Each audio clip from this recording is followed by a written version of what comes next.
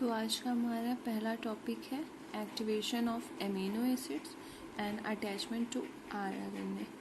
अभी तक हमने देखा था अपना समरी प्रोटीन सिंथेसिस और या उसको ट्रांसलेशन बोले तो protein synthesis in prokaryotes, translation in prokaryotes में कितने स्टेजेस होते हैं उसको हमने अभी तक डिस्कस कर चुके हैं। तो अभी हम अपने एक एक स्टेज को ब्रीफली देखेंगे। तो हमारा यहाँ पे फर्स्ट है attachment of amino acids to tRNA involves a covalent linkage between carboxylic group of amino acid and 2 or 3 hydroxyl group of adenine. तो यहाँ पर हम देखते हैं कि जब एमिनो एसिड्स का अटैचमेंट tRNA से होता है तब यहाँ पर carboxylic group of amino acids और 2 और 3 हाइड्रोक्सिल ग्रुप ऑफ एडेनिन के बीच में कोवेलेंट लिंकेज होता है। अब ये प्रोसेस जो होता है, जब ये प्रोसेस होता है तो इसमें एक एंजाइम इन्वॉल्व होती है, एक एंजाइम इसको कैटेलाइज करती है। तो फिर इसको हम एक नाम देते हैं जिसको कि एमिनो एसिल tRNA सिंथेटेज भी बोलते हैं या इसको हम एमिनो एसिल tRNA लाइगेज भी बोलते हैं। जब ये tRNA जो होता है, जब ये tRNA अपने एंटीकोडॉन के कॉरेस्पॉन्डिंग एमिनो एसिड्स के साथ चार्ज हो जाती है तो उसे हम एमिनो एसिल tRNA बोलते हैं। अब यही जब हमारा ये जो एमिनो एसिल tRNA का फॉर्मेशन यहाँ पे होता है तो फिर हम आगे देखते हैं कि यहाँ पे एमिनो एसाइलेशन रिएक्शन होता है। इसमें क्या होता है कि जो हमारा एमिनो एसिड होता है वो ATP के साथ बाइंड होता है किसके प्रेजेंस में, एमिनो एसिल tRNA सिंथेटेज के प्रेजेंस में ये इसे बाइंड करते हैं और फॉर्मेशन किसका होता है, एमिनो एसिल AMP PP1 का। इसका सेकेंड स्टेप में क्या होता है कि एमिनो एसिल जो है वो एमिनो एसिल AMP tRNA के साइड बाइंड करता है in the presence of amino acyl tRNA synthetase और फॉर्मेशन क्या होता है, amino acyl tRNA plus AMP। Initiation prokaryotes में क्या होता है कि 3 स्टेप लेता है, binding of small sub unit of ribosome to mRNA, binding of charge initiating tRNA to P site, binding of large sub unit to small sub unit. अभी protein synthesis में कुछ ऐसे इंग्रेडिएंट्स इन्वॉल्व होते हैं, जैसे कि जब कोई फूड बना रहे होते हैं तो उसमें कुछ इंग्रेडिएंट होते हैं जो कि नेसेसरी होते हैं उसको बनाने के लिए। वैसे ही प्रोटीन सिंथेसिस में कुछ ऐसे फैक्टर्स, कुछ ऐसे इनिशिएटिंग एजेंट होते हैं जो कि इन्वॉल्व होते हैं इस प्रोटीन सिंथेसिस के फॉर्मेशन के लिए। तो उनमें से एक है इनिशिएशन फैक्टर। इनिशिएशन फैक्टर जो होता है वो प्रोकैरियोट्स में 3 होता है। 3 इनिशिएशन फैक्टर इन्वॉल्व होते हैं, जिनमें से पहला है initiation factor first binds over A site of the small ribosomal sub unit. Initiation first क्या होता है कि जो हमारा स्मॉल राइबोसोमल सब यूनिट होता है जो कि 30S होता है। 30S जो होता है स्मॉल राइबोसोमल सब यूनिट, उस पे जो ए साइट होता है वहाँ पे जाके ये बाइंड करता है। इसका काम ये होता है कि ये प्रिवेंट करता है इनिशिएटर tRNA को।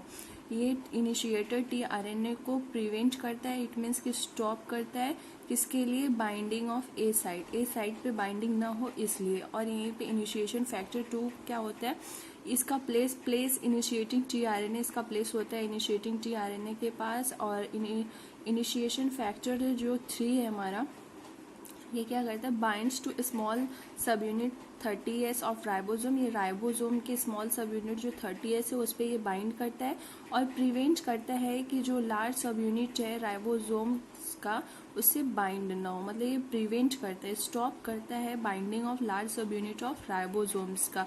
अभी यही हमारा सेकेंड इंग्रेडिएंट इसमें ये है कि इनिशिएटिंग tRNA का इसमें एक इम्पॉर्टेंट रोल होता है। अभी इसमें क्या होता है कि जो इनिशिएटिंग tRNA है वो प्रोकैरियोट्स और यूकैरियोट्स दोनों में प्रेजेंट होता है। अभी initiator tRNA carries a formulated methionine, ये इसको हम शॉर्ट फॉर्म में FMET भी बोलते हैं।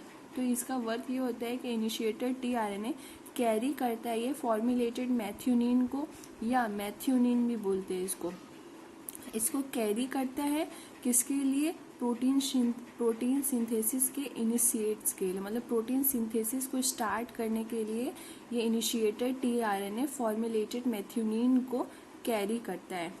ये रिकॉग्नाइज होता है कौन से कोडॉन से, तो AUG, GUG और UUG, इसके 3 कोडॉन होते हैं जिससे कि रिकॉग्नाइज होता है adenine, uracil, guanine, guanine, uracil, guanine, uracil, guanine, इनमें से कोई भी एक इसको रिकॉग्नाइज कर सकता है। These pairs are required to allow the initiator tRNA to be inserted directly into the P site। अब ये जो इनिशिएटिंग कोडॉन है, कोडॉन से ये पेयर क्या करते हैं, ये क्या अलाउ कर देते हैं इनिशिएटर टीआरएनए को, ये इनिशिएटर टीआरएनए को अलाउ कर देते हैं कि डायरेक्टली वो पी साइट में एंट्री कर सकता है। अभी हम इनिशिएटर टीआरएनए का स्ट्रक्चर देखेंगे। तो इस इनिशिएटर टीआरएनए के स्ट्रक्चर्स में यहाँ पे 3 GC base pairs needed to enter the P site. जैसे बताया कि ये बेस पेयर क्या करते हैं, अलाउ कर देते हैं, बेस पेयर क्या करते हैं, टीआरएनए को अलाउ कर देते हैं डायरेक्ट पी साइट में। तो ये बेस पेयर जो है वो जरूरी होते हैं, GC एंड GC। इसमें 2 लूप का फॉर्मेशन होता है, एक ये D लूप होता है और दूसरा TC लूप होता है। ये इसका एक्सेप्टर आर्म होता है, ऊपर की तरफ एक्सेप्टर आर्म होता है, यहाँ पे C और A प्रेजेंस होते हैं कोडॉन, यहाँ पे 5 प्राइम है, यहाँ पे 3 प्राइम है, देन A है। No base pairing needed for the formulation. ये एंटी कोडॉन लूप है। अभी फिगर को देखें हम लोग। तो initiator tRNA has unique features that distinguish it from the elongator tRNA in the eubacteria. इसका ये जो tRNA है जो कि अभी प्रोकैरियोट्स में ये प्रेजेंट है, ये क्या इसका स्ट्रक्चर अदर tRNA जो elongator tRNA है उससे ये डिफरेंट करता है बाय द स्ट्रक्चर।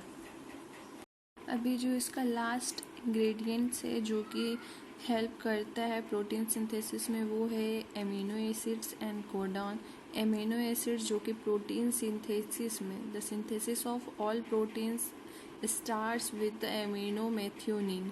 सारा जो सिंथेसिस है प्रोटीन का जो सिंथेसिस है वो सब स्टार्ट होता है किससे, एमिनो एसिड्स मेथियोनिन से। First amino acid in any synthesised polypeptide is N formyl methyl methionine.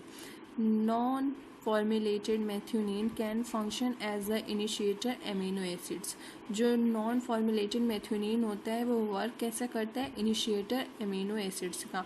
अभी यदि इसके स्ट्रक्चर को देखें हम, तो ये जो A structure of the methionine, ये मेथियोनिन का स्ट्रक्चर है, and B the structure of the N formyl methionine.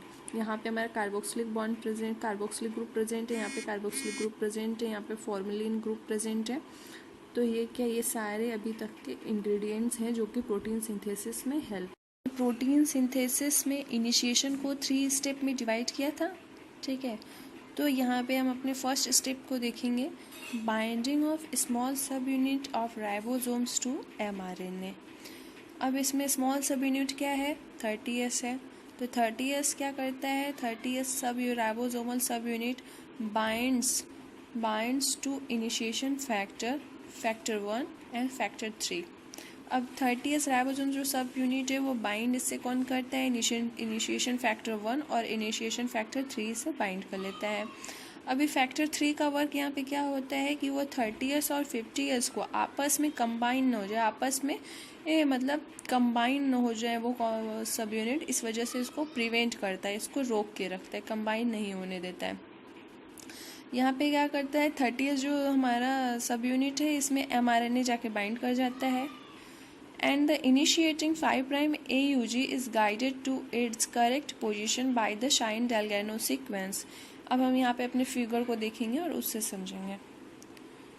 अब यहाँ पे हम देखते हैं कि हमारा इनिशिएशन फैक्टर 3 है, इनिशिएशन फैक्टर 1 है, ये दोनों आते हैं। अब ये हमारा 30S राइबोसोमल सब यूनिट है, ये दोनों आकर यहाँ पे बाइंड कर जाते हैं। ये हमारा पी साइट है, ये ए साइट है, एक और था ई साइट, वो हमें 3rd स्टेज में दिखाई देगा। तो ये दोनों फैक्टर यहाँ पे आते हैं, बाइंड कर जाते हैं 30S जो स्मॉल सब यूनिट है उसमें। फिर यहाँ पे mRNA आ जाता है, ये 5 प्राइम टू 3 प्राइम जो हमारा है, इसमें यहाँ पे P side 5 prime to 3 prime जो mRNA है, इसमें हमारा इनिशिएशन कोडॉन भी है AUG, यहाँ पे इनिशिएशन कोडॉन AUG है जो सिर्फ पी साइड पे जाके बाइंड कर देता है। अभी जो हमारा IF1 था, इनिशिएशन फैक्टर 1 था, वो आके यहाँ पे बाइंड कर जाता है, और IF3 है जो यहाँ पे बाइंड कर जाता है। जो इनिशिएशन फैक्टर 1 है वो आके A के साइड पे बाइंड कर जाता है, जबकि P वैसे ये P के ऊपर सिर्फ इनिशिएशन कोडॉन आके बाइंड करता है। अब यहाँ पे जैसे कि हम अभी देखें कि इनिशिएशन फैक्टर 3 जो है वो यही रोकता है कि हमारा 30S 50S कहीं बाइंड ना हो जाए, तो इसका वर्क यहाँ पे यही है। अभी जो हमारा 5 प्राइम टू 3 प्राइम mRNA है, ये AUG, अभी हमने देखा ना, the initiating 5 prime AUG is guided to its correct position. अभी हमारा जो यहाँ पे 5 प्राइम जो है, इसको अपना AUG है, AUG जो इनिशिएशन कोडॉन है, ये प्राइम साइड की तरफ है, तो इसको ये करेक्ट पोजीशन कैसे पता चलती है कि इसको किस तरफ शिफ्ट होना है, इधर जाना है कि इधर जाना है। तो ये डिसाइड करने में इसकी हेल्प करता है एक शाइन-डेलगर्नो सीक्वेंस, जिसको कि मतलब जिसका वर्क ही यही है कि वो एक करेक्ट पोजीशन को प्रोवाइड करता है, हेल्प करता है। अभी जो शाइन-डेलगर्नो सीक्वेंस है हमारा, उसको 2 साइंटिस्ट ने मिलकर ढूंढा था, जॉन साइन एंड डेलगर्नो, mRNA में। अभी जो हमारा बैक्टीरियल राइबोसोम्स है उसकी 3 साइट होती हैं, 3 साइट होती हैं, एक 3 साइट होती हैं। A साइट होता है, जैसे कि मैंने बताया A साइट होता है, B साइट होता है, और E साइट हमारे 3rd स्टेज में दिखाई देगा। अभी हम अपने 2nd स्टेप पे आते हैं। तो 2nd स्टेप में क्या था, binding of charge initiating tRNA to P site. अभी यहाँ पे इनिशिएटिंग जो tRNA है वो जाके P साइट से बाइंड करता है। तो यहाँ पे देखेंगे The complex consisting of 30S ribosome subunit. The complex consists the 30S ribosome subunit. इसमें ये भी कंसिस्ट करता है कि इसको हमारे 30S राइबोसोम्स को, 30S जो हमारे ये कॉम्प्लेक्स या सब यूनिट उसको कंसिस्ट करता है, मतलब यहीं पे आके वो बाइंड करेगा। तो क्या है, the IF3 and mRNA, the IF3 and mRNA is joined by both GTP bound IF2 and the initiating F-met tRNA. The anticodon of this tRNA now pairs correctly with the mRNA's initiation codon.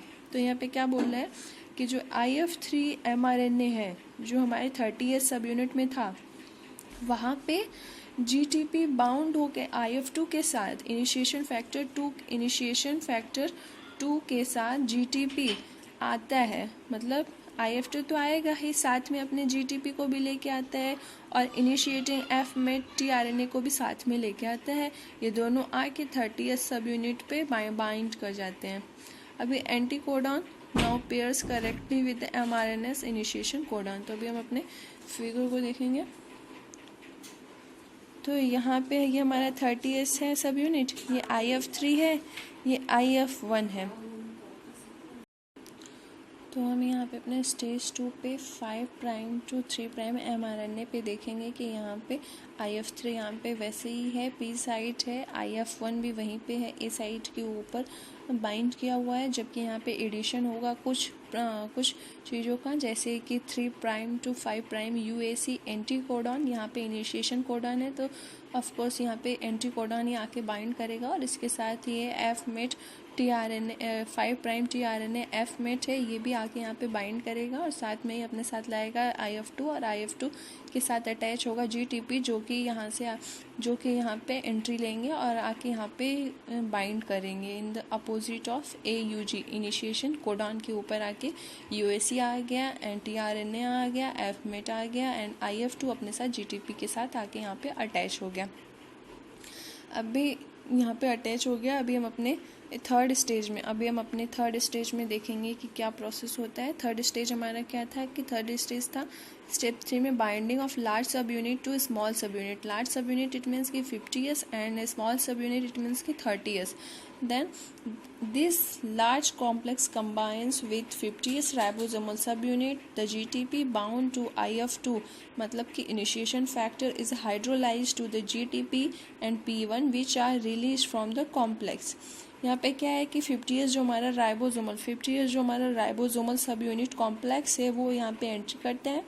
And जो GTP है, GTP जो अपने साथ IF2 को लेके आया तो वो हाइड्रोलाइज हो जाता है किस फॉर्म में, GDP एंड P1 के फॉर्म में हाइड्रोलाइज हो जाएगा, जो कि यहाँ इस कॉम्प्लेक्स से रिलीज हो जाएगा, मतलब यहाँ से निकल लेगा।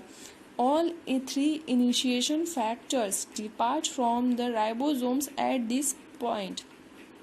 मतलब यहाँ पे क्या बोल रहे हैं कि जो हमारा 3 इनिशिएशन फैक्टर था IF1, IF2 एंड IF3, ये तीनों यहाँ से स्टेज 3 में यहाँ से निकल जाएंगे, मतलब हाइड्रोलाइज हो जाएंगे एंड डिसोसिएट हो जाएंगे।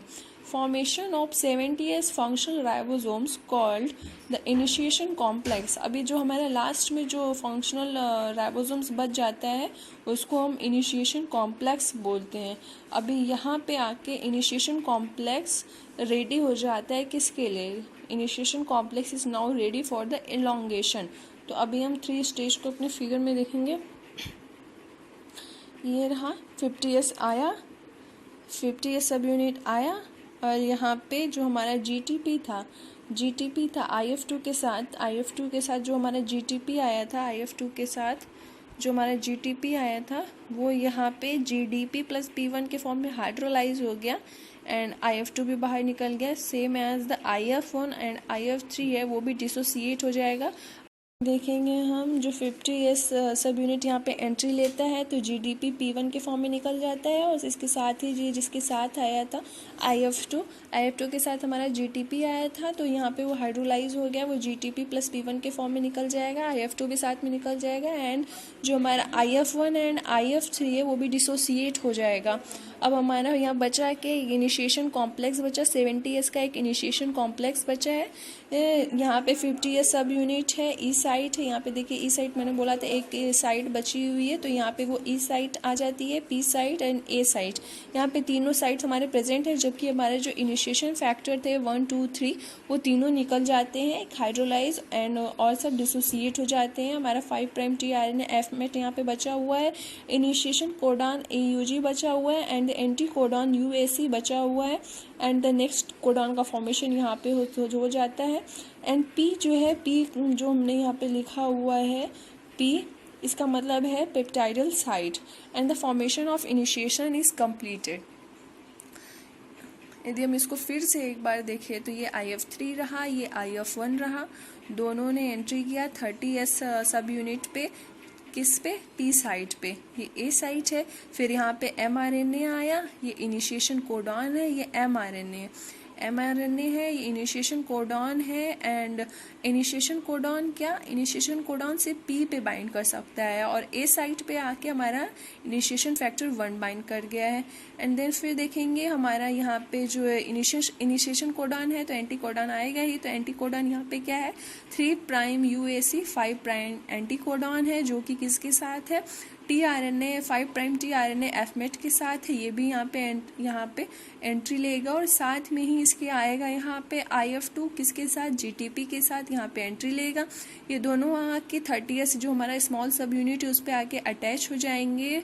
AUG जो इनिशिएशन कोडॉन है उसके अपोजिट में UAC आके अटैच हो जाएगा जो कि tRNA अटैच हो जाएगा, और साथ में जो इसके आया था tRNA 5' tRNA और एफमेट ये भी यहाँ पे आके अटैच हो गया है साथ में।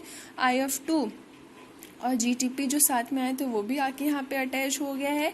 अभी आगे देखेंगे जब हमारा, अभी तक तो सिर्फ इस स्मॉल सब यूनिट था, अभी जब लार्ज सब यूनिट मतलब कि 50 years जो सब यूनिट जब एंट्री करेगा तो यहाँ पे जो हमारा GTP था IF2 के साथ वो हाइड्रोलाइज हो जाएगा किस फॉर्म में, GDP एंड P1 के फॉर्म में।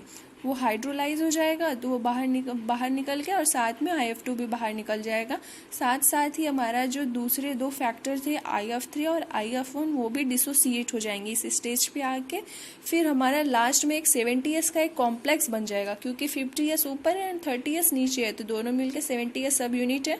तो ये एक 70S फंक्शनल राइबोसोमल है, जिसको कि हम इनिशिएशन कॉम्प्लेक्स बोलते हैं यहाँ पे। तो यहाँ पे हमारा बचा क्या, 50S सब यूनिट है एंड 30S सब यूनिट है। ये हमारा E साइट रहा, ये P साइट रहा और ये A साइट रहा। और साथ में ही 5' tRNA F मेट है एंड U है, UAC है एंड AUG है। And then is the next codon का फॉर्मेशन यहाँ से होगा। तो ये हमारा ये पूरा रहा formation of initiation codon. And next में हम अपने देखेंगे elongation, formation of elongation and then the termination. So thank you.